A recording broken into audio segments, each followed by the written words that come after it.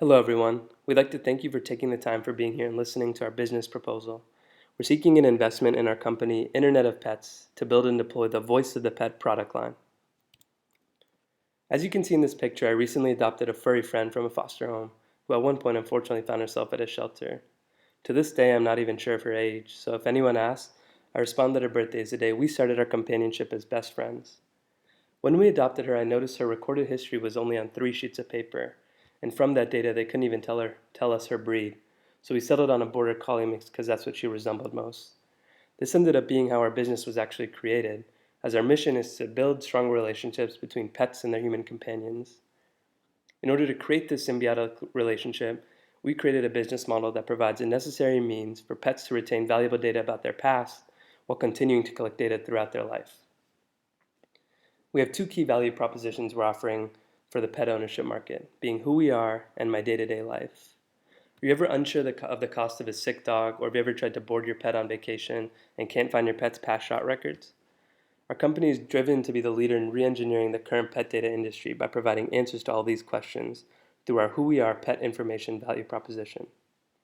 Our second proposition, the My Day-to-Day Life, is similar to General Electric and their revolution with the capital asset market, in the sense that we're also trying to extract useful information such as pet temperature and heart rate and provide advanced analytics to identify opportunities. Our product description. The voice of the pet is smaller than a grain of rice and is comprised of an antenna coil, processor and memory, sensor, a battery, and a motion-based battery charger that extends the battery life for the life of the pet. Everything is encased in a nearly indestructible hard plastic capsule. The capsule is painlessly inserted into your pet's neck and is so small that it causes no irritation. In order to ensure daily updates, the voice of the pet talks to a data collector in your pet's food bowl. Each time your pet eats, their heart rate, temperature, and calories burnt are analyzed. Any abnormal reading triggers an alert to an app on your smartphone, so you can elect to have these daily updates sent to you. The voice of the pet also keeps a full medical history of your pet and reminds you when your pet is due for a checkup. It'll store your contact information in the event that your pet ever becomes lost. Our competition. The main competition for our company is voice. They use a collar and health monitor to look at resting heart rate, resting respiratory rate, and calories burned, and things along those lines. They have proprietary sensors in their health monitor that are non-invasive in order to get this information, and the pet owner can look at this information on their individualized online dashboard. What we're doing differently is using near-field communication to try and make the consumer job even easier. We want the pet owners to get daily updates. We want them to be notified if there's ever an abnormal reading in their dog's health patterns or cat's health patterns. We want them to be able to make better and quicker decisions. The target market will be the pet industry, which has grown over the past 20 years from a $17 billion industry to a $61 billion industry.